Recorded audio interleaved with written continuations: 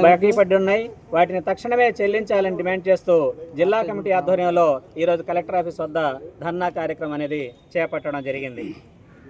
ఇందిరాగాంధీ జాతీయ గ్రామీణ ఉపాధి పథకం కింద ఈరోజు ఉపాధి కూలీలకి ఈ సంవత్సరం ఏప్రిల్, మే, జూన్, జూలై అట్లాగే ఆగస్టులో ఇప్పుడు గడిచిన దినాల వరకు ఉపాధి కూలీ పనులు అనేది పెట్టడం అనేది జరిగింది. కానీ ఏప్రిల్ నెలాఖరు వరకు మాత్రమే ఉపాధి కూలీల డబ్బులు అనేది ఇవ్వడం అనేది జరిగింది. మే నుంచి ఇప్పటి వరకు ఉపాధి కూలీల డబ్బులు ప్రభుత్వాలు చెల్లించకపోవడం వల్ల ఈరోజు గ్రామీణ ప్రాంతాల్లో ఉన్నటువంటి పేద వర్గాలు, దళితులు, గిరిజనులు వీళ్ళందరూ కూడా తీవ్రమైన ఇబ్బందులు పడుతున్న పరిస్థితి ఉంది.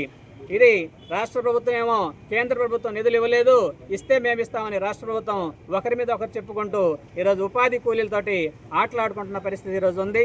అందుకని తక్షణమే ఉపాధి కూలీల డబ్బుల్ని వెంటనే చెల్లించాలని మేము డిమాండ్ చేస్తున్నాం.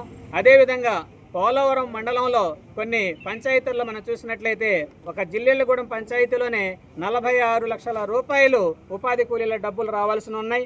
అట్లాగే ప్రగడపల్లి పంచాయతీలో 18,50,000 రూపాయలు, అట్లాగే చేగుండపల్లి పంచాయతీలో సుమారు 36 లక్షల రూపాయలు ఉపాధి కూలీల డబ్బులు రావాల్సి ఉన్నాయంటే ఈరోజు ఉపాధి కూలీల పరిస్థితి ఎంత అధ్వాన్నంగా ఉంటుందో మనకి ఈరోజు స్పష్టంగా అర్థమవుతుంది.